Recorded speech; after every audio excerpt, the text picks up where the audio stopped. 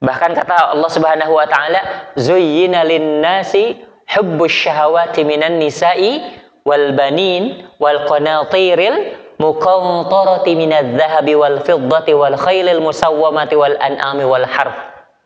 Jadi bentuk perhiasan-perhiasan dunia mengupayakan kesehatan, gitu kan ya. Orientasi dengan urusan materi, gitu kan. Kemudian apapun yang ingin ia wujudkan boleh Pak ternyata. Tapi kalau hanya untuk itu saja ini yang terlarang. Gitu kan ya. Ini yang terlarang. Nah makanya Masya Allah. Kata Allah Subhanahu wa ta'ala, kalau hanya untuk dunia saja, ingat, wa ma lahu fil akhirati min khalaq. Apa yang ia minta, apa yang ia upayakan akan Allah berikan. Tapi di akhirat dia tidak mendapatkan bagian apa-apa.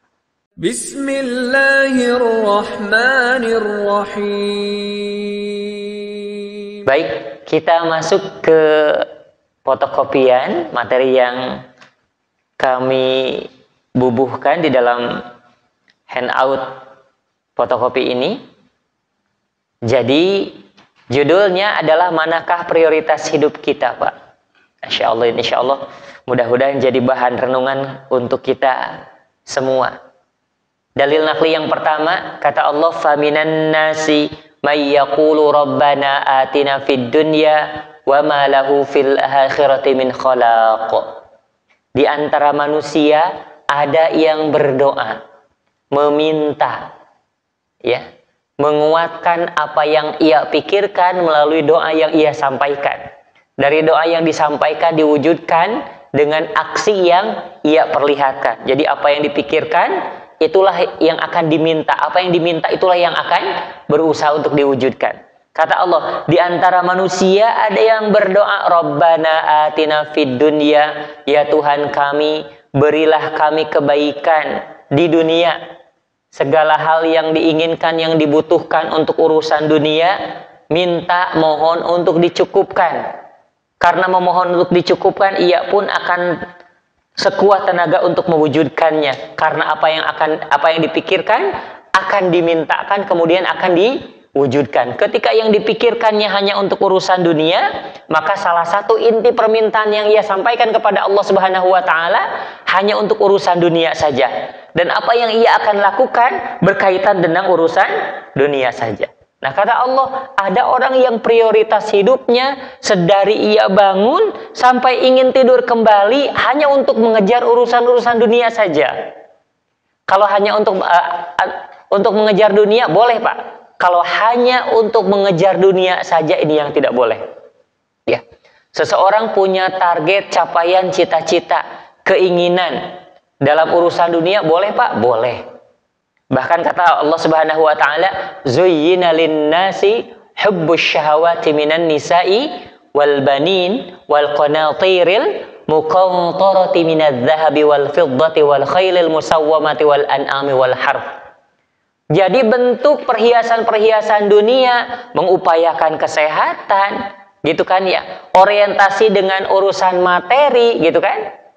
Kemudian apapun yang ingin ia wujudkan boleh Pak ternyata. Tapi kalau hanya untuk itu saja ini yang terlarang. Gitu kan ya. Ini yang terlarang. Nah makanya Masya Allah. Kata Allah Subhanahu wa ta'ala, kalau hanya untuk dunia saja, ingat, wa ma lahu fil akhirati min khalaq. Apa yang ia minta, apa yang ia upayakan akan Allah berikan. Tapi di akhirat dia tidak mendapatkan bagian apa-apa.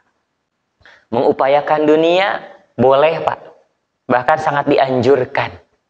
Tapi kalau mengupayakan dunia saja, ini yang tidak boleh.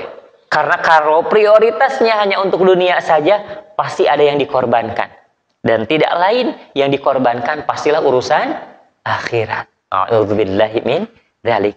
Nah makanya, Masya Allah, ikhwatu iman rahimakumullah, kalau seseorang proyeksi hidupnya hanya untuk dunia saja, pasti akhirat akan dikorbankan. Lihat dalil naqli yang kedua Pak. Kata Allah, A'udzubillahi minasyaitonir rajim, "Man kana yuridu harthal akhirati nazid lahu fi harthihi." Siapa yang menghendaki balasan di akhirat, menghendaki balasan di akhirat walaupun melakukan aktivitas dunia. Gitu kan ya? Bekerja, bermata pencaharian itu aktivitas di dunia.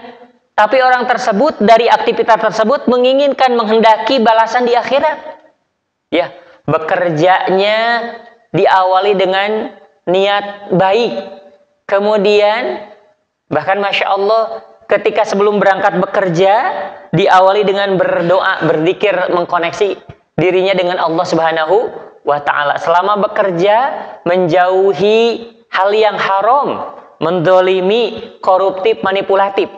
Itu aktivitas dunia. Tapi dari aktivitas tersebut menghendaki kebaikan di akhirat. Jadi kata Allah, walaupun aktivitas, rutinitas atau kegiatan di dunia, tapi kita orientasikan menghendaki balasan di akhirat, kata Allah, nazid lahu fi harthihi. Kami tambahkan balasan itu baginya. Bukan hanya ia akan mendapatkan gaji, keuntungan gitu kan ya, margin, rabat, bahkan laba. Tapi ternyata dari aktivitas tersebut akan ada tambahan balasannya. Berupa apa?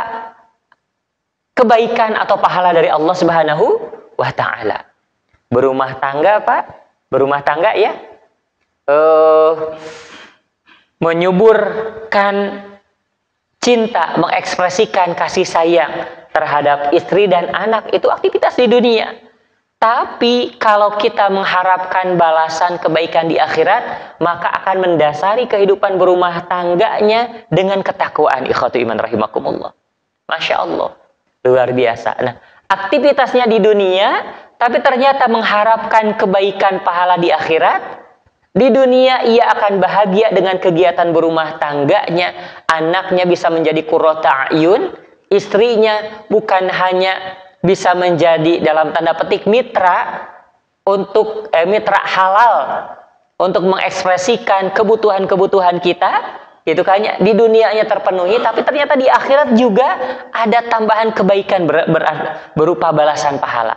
Inilah seseorang yang mengorientasikan rutinitas dan aktivitasnya dengan mengharapkan balasan pahala di akhirat. Bapak Ibu, pernah saya jelaskan ya, bermata pencaharian atau bekerja ternyata rutinitas dunia yang ternyata ada dasarnya di dalam Islam. Kalau kita menginginkan ya ada konversi kebaikan di akhirat, maka ia akan mendasari Pak kegiatan mencari nafkahnya dengan penuh ketaatan. Dulu ya sudah pernah diajarkan pedoman mencari nafkah, fattaqullah, sebelum mencari nafkah dasari dengan ketakwaan. Sembari mencari nafkah, sembari tingkatkan ketakwaan. Setelah mencari nafkah, berpulang dari rumah, dari tempat kerja, sudah berada di rumah, terus jaga intensitas ketakwaan. Kata Allah Subhanahu wa ta'ala, fattaqullaha. Yang kedua, wa ahsinu fi talabi. Ketika mencari nafkah itu perbaiki, perindah, percantik etos kerjanya. Gitu kan? Walaupun ketika santai-santai saja, gitu kan? Kemudian banyak lalai, banyak abainya di dalam bekerja, tapi ternyata gaji tetap. Secara kuantitas mungkin gaji tidak berkurang, tapi wallahu a'lam dengan kualitasnya, gitu kan? Kalau etos kerjanya tidak diperbaiki, lalai, koruptif waktu dan yang lain sebagainya, gitu kan? Banyak menunda dan hal lain. Ternyata waliyatubillah, walaupun ternyata yang kita dapatkan cenderung tetap stabil karena sifatnya gaji, kayaknya. Tapi dari segi kualitas bahkan insya Allah akan berkurang. Karena Allah menyampaikan melalui Nabi Muhammad SAW, pedoman mencari rizki, jangan hanya menginginkan santai-santai. Kalau itu ternyata bukan etos kerja yang diharapkan. Kata Allah, fa wa ahsinu fi talabi, perindah, percantik cara mencarinya. Bahkan Masya Allah, ikhwatu iman rahimakumullah, cara untuk menjaga keberkahan rizki dengan bekerja dengan baik Pak. Gitu kan ya?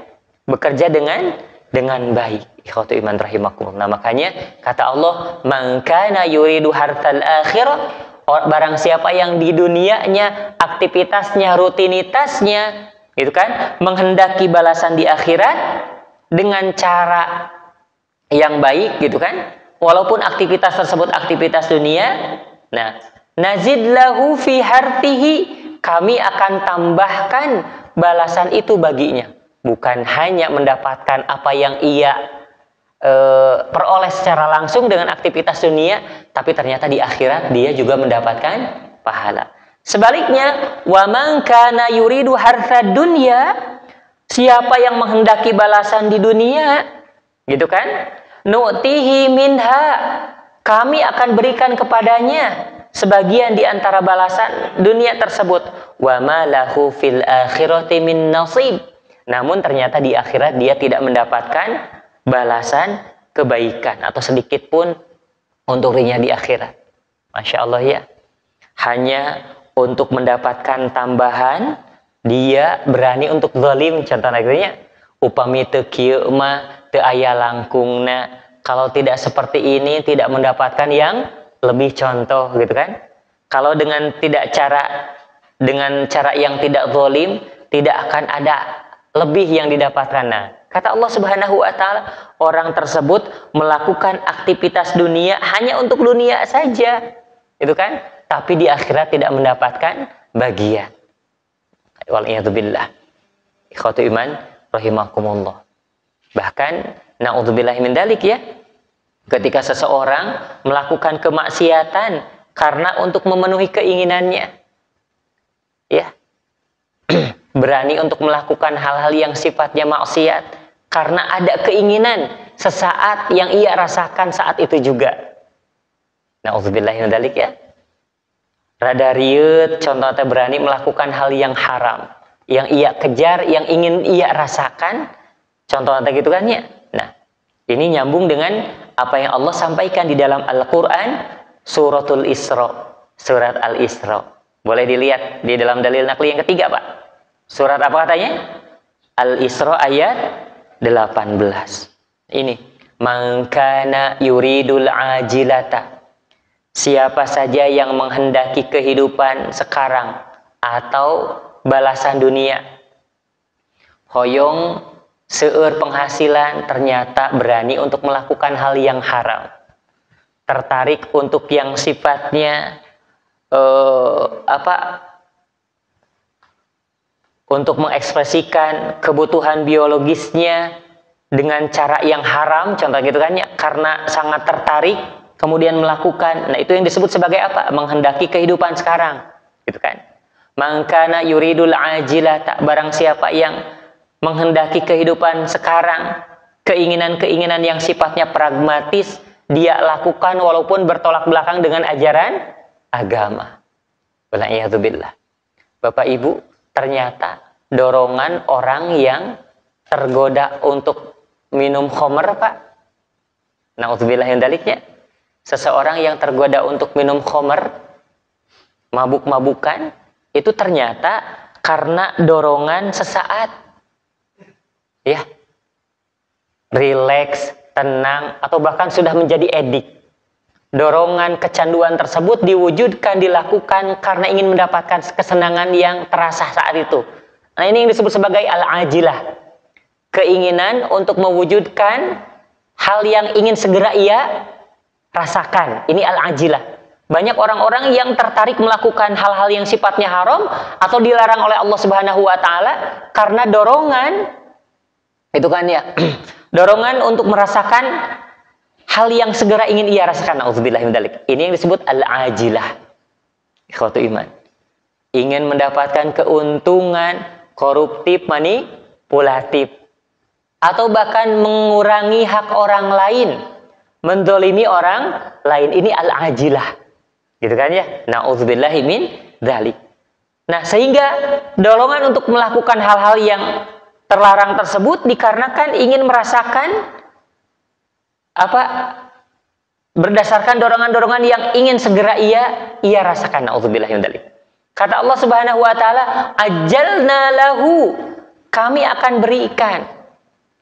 Ingin tenang dengan cara yang dengan cara yang haram, sehingga tertarik untuk untuk melakukan hal yang haram, mungkin akan Allah berikan ketenangan tersebut. Na'udzubillahi min dzalik. Berani untuk berbuat zina dikarenakan dorongan biologis, itu kan ya. Maka setelah berzina mungkin desakan keinginan tersebut tersalurkan. Ajalna fiha, kata Allah Subhanahu wa taala, kami berikan apa yang ia kehendaki. Mana sya'u liman nuridu thumma ja'alna lahu jahannam. Tapi biasanya karena dorongan melakukan hal yang haram tersebut menjadi sebab orang Allah timpakan neraka jahannam. Na'udzubillahi min dzalik. Nah, makanya Masya Allah, orang orientasinya hidup untuk kesenangan sesaat, pasti bakal banyak aturan-aturan Allah Subhanahu wa taala yang dilarang. Na'udzubillahi min dzalik. Ikhwatu iman rahimakumullah. Kalau seorang mukmin yang berpikir, Pak, tidak akan tertarik untuk melakukan perzinahan, kendati pun ada kesempatan. Biasanya dalih di kita di hukum positif tidak akan terjadi pelanggaran hukum ketika dilakukan suka sama suka. Itu hukum positif di Indonesia. Tapi kalau seorang mukmin yang menjadikan orientasinya adalah aturan Allah dan takut akan Allah Subhanahu wa taala, kendati pun terbuka kesempatan dua-duanya suka sama suka, tapi bukan dengan pasangan yang halal, ya walaupun terdesak ada kesempatan, itu tidak akan melakukannya. Karena na'udzubillah, Pak, di dalam hukum Islam, perzinahan yang namanya zinah muhsan, yang dua-duanya sedang terikat pernikahan, melakukan perzinahan bukan dengan pasangannya, na'udzubillah, itu hukuman rajam. Itu kan, rajam itu dikubur setengah badan, kemudian dilempari sampai dia meninggal. Kalau tidak sedang dalam ikatan pernikahan, itu mi'ata jaldah, dicambuk 100 kali cambukan. Jadi akan berpikir, walaupun ajalna ada dorongan untuk mengekspresikan keinginan-keinginan sesaatnya berkaitan. Seorang mukmin yang berpikir, Pak, tidak akan tertarik untuk bersinggungan dengan yang namanya khamr, apapun bentuknya, entah itu yang diminum, yang dihisap, ataupun yang berupa padat dan yang lain sebagainya. Karena di dalam Islam, Pak, musyribul khamri, peminum khamr di zaman Rasulullah SAW itu 40 kali cambukan. Itu na'udzubillahi min dzalik. Nah, kata Allah Subhanahu wa taala, "Man kana yuridul ajilata", ada orang yang menghendaki kehidupan sekarang, nuju hoyong ieu, kabita itu hanya tertarik untuk melakukan ini. Tapi ternyata hal yang sifatnya haram, ajalna, kami berikan, gitu kan, hal tersebut kalau tidak ada kendali tauhidnya. Tsumma ja'alna lahu jahannam. Tapi hal yang singkat, sesaat, kenikmatan yang sejenak tersebut membuat kita terikat ke dalam hukuman Allah berupa neraka jahannam. Na'udzubillahi min dzalik. Nah, makanya manakah prioritas kita? Apakah prioritas kita dorongan untuk merasakan kenikmatan, ya, atau anugerah-anugerah yang sifatnya duniawi, walaupun berani untuk melanggar aturan-aturan dari Allah Subhanahu wa ta'ala, atau prioritas kita yang dijadikan pertimbangan adalah aturan Allah Subhanahu wa ta'ala. Nah, Masya Allah, ikhwatu iman rahimakumullah. Langsung kita ke dalil nakli yang kelima, Pak, yang muhibbud dunya. Karena dalil nakli yang keempat itu senada dengan dalil nakli kedua dan ketiga. Sama. Lihat dalil nakli yang kelima, Pak. Muhibbud dunya ini ungkapan yang disandarkan dari perasaan pemikiran Imam Ibnu Qayyim Al-Jauziyah. Lihat, Imam Ibnu Qayyim rahimahullahu berkata, muhibbud dunya la yanfaku min thalath. Pencinta dunia tidak akan terlepas dari 3 hal, Pak. Pertama, hammun lazim, kegelisahan yang terus-menerus, karena yang ia fokuskan adalah hal yang belum ia raih, bukan mensyukuri apa yang sudah ia dapatkan. Pecinta dunia itu terorientasikan untuk mengejar yang belum ia dapat, Pak. Maka apa efeknya? Kata Imam Ibnu Qayyim Al-Jauziyah, hammun lazim, ya, gelisah, sedih yang terus-menerus, karena terus dikejar dengan keinginan-keinginan yang belum ia raih, Pak. Sementara hal banyak yang sudah pernah ia nikmati, sudah ia pakai, sudah ia rasakan, ada nampak berwujud terlihat saat ini, lupa untuk disyukuri. Karena pecinta dunia, kata Imam Ibnul Qayyim, mengejar, terfokuskan terhadap apa yang belum ia raih dapatkan. Jadi gelisah nanti itu bukan menikmati apa yang sudah ada, gitu kan? Tapi ternyata terlalu terfokus terhadap obsesi yang belum ia raih, Pak. Na'udzubillah min dzalik. Yang kedua, wa ta'abun daimun. Kecapean, kelelahan yang berkelanjutan. Orang-orang yang terlalu mengejar dunia atau hanya mengejar mengupayakan dunia, itu lelah yang berkelanjutan. Cenah henteu Ustaz, abdi mah teu capek masih kena tiasa istirahat. Capek dugi ka teu kabujeng kanggo berjamaah. Contohnya teu kabujeng kanggo tilawatul Quran. Tidak keburu untuk menjadi teladan yang baik untuk anak-anaknya. Karena kalau terlalu mengejar dunia, sekali lagi akan banyak hal yang dikorbankan. Terutama urusan kebaikan. Teu capek cenah Ustaz abdi mah kabujeng healing kene di bumi jam 5 tos aya upami teu aya waktos kanggo ibadah ka Allah, atanapi ibadah teh minimalis, gitu kan ya. Ini termasuk dalam kelelahan yang terus-menerus.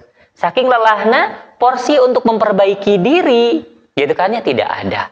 Menyiapkan untuk urusan akhirat tidak terpenuhi saking lelahnya. Nauzubillah min dzalik. Raganya mungkin tidak lelah atanapi biasa-biasa wae, tapi spiritualnya lelah dikarenakan apa? Teu kabujeng kamu memperbaiki urusan akhiratnya. Nah, muhibbud dunya, gitu kan, la yanfakku min thalas. Itu akan berkutat di dalam 3 hal. Yang kedua, wa ta'abun daimun, kelelahan, rasa capek, keletihan yang berkelanjutan. Saking lelah letihnya ternyata tidak ada energi untuk menghamba dengan baik kepada Allah Subhanahu wa ta'ala. Tidak bisa untuk sholat dengan khusyuk. Tidak meluangkan waktu beberapa saat untuk berjamaah. Gitu kan ya? Mengorbankan beberapa waktu untuk tilawatul Quran. Contoh nanti gitu kan ya?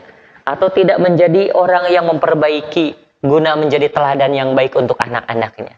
Kata Rasulullah, kata Imam Ibnul Qayyim. Kemudian wa hasratun la tanqadi. Kerugian yang tidak pernah berhenti. Terugi cenah Ustaz. Bahkan dengan aktivitas ini tuh gaduh itu gaduh iya, tapi dia rugi. Orang lain terobsesi atau sudah terfokus terhadap bagaimana mendulang banyak kebaikan, dia ternyata na'udzubillah. Jadi rugi yang tidak pernah berhenti untuk orang yang terlalu terfokus terhadap urusan dunia. Baik, yang terakhir ini sabda Rasulullah Muhammad sallallahu alaihi wasallam di dalam hadis Sahih Muslim yang diterima dari sahabat Zaid bin Thabit radhiyallahu anhu. Ia mendengar Rasulullah SAW bersabda dengan sabdanya yang ini. Ini kalau tidak salah pernah saya sampaikan. Man kanatid dunya hammahu, barang siapa yang dunia menjadi tujuan hidupnya, faraqallahu alaihi amrahu, Allah mencerai-beraikan urusannya. Gitu kan ya. Kalau terorientasinya hanya untuk dunia, walaupun termasuk orang yang perfeksionis, well prepared, well concept, segala rupi tadi konsep disiapkan dengan baik, disiplin lah inti namanya, perfeksionis, tapi akan ada urusan yang tercerai-beraikan. Akhiratnya tidak pernah ia jama, tidak pernah memperbaiki untuk urusan-urusan ibadah kepada Allah Subhanahu wa ta'ala. Wa ja'ala faqrahu baina yadayhi. Kalau orang terfokus terhadap urusan dunia, maka akan menjadikan kefakiran di pelupuk matanya. Ngaraos kirang we teras-terasannya. Nauzubillahi min dzalik. Kemudian walam ya'tihi minad dunya illa ma kutiba lahu. Padahal takaran dunia mah tetap seperti itu saja, gitu kan. Wa man kanatil akhirati hammahu jama'allahu amrahu. Barang siapa yang menjadikan akhirat sebagai niatnya, maka dia akan terfokuskan untuk memperbaiki ibadahnya. Di sisi lain, ia akan tertarik untuk mengupayakan urusan-urusan dunianya. Wa ja'ala ghinahu fi qalbihi, dan menjadikan kekayaan itu ada di dalam hatinya. Kemudian wa atathu dunya wa hiya raghimah, dan dunia akan mendatanginya dalam keadaan hina.